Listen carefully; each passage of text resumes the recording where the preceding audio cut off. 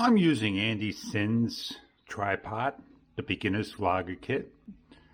I have here is a lemon tree that grew 2 years ago from a pit, and it's a Myers lemon. Look how beautiful that is. Now this is known as sedum. Sedum grows not all year round. It will go dormant and it'll regrow again. It multiplied into 4 small plants. I got a whole bunch of them outside in the barrels. In the distance you can see the sedum starting to grow up. This is a rose. I showed you the cutting on how I put toilet paper around it, rooting hormone into the potting mix, and a couple of days later the shoots opened up, creating stems. There's 1, 2, 3, 4.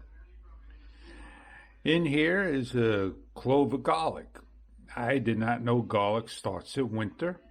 From fall and spring it'll start to sprout. So I will have to put it in the freezer or refrigerator, imitate winter, and then place it into the ground afterwards to get garlic to grow.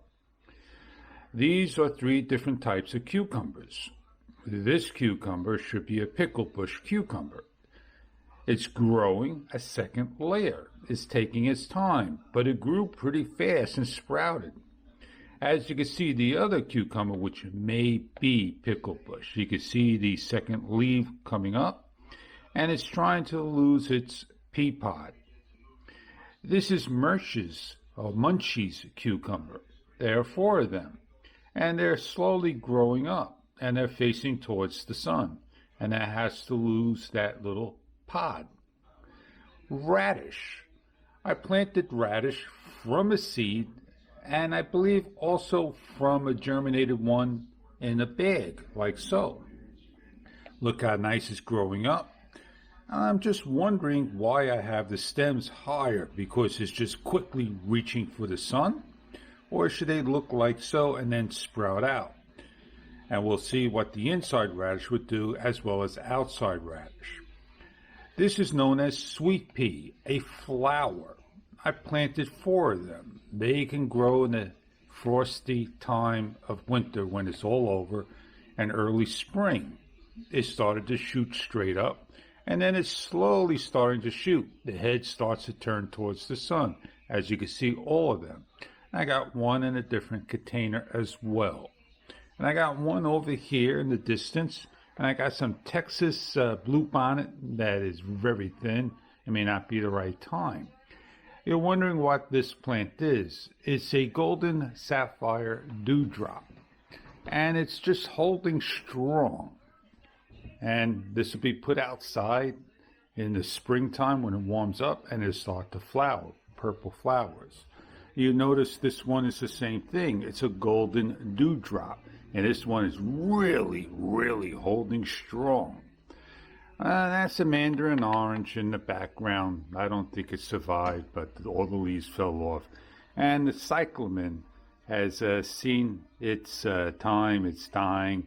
It's been watered. It's been trying to take care of it. It was at the windowsill. Here you have is a leaf from an African violet, and back in this jar an African violet. This stem here is a pepper, and look at that. Almost looks like 2 peppers are slowly growing. Get you a nice view of them right there. Now this has been watered, been taken care of, and it's been doing quite well inside. In here is a jade, and I don't know if the jade's going to do quite well.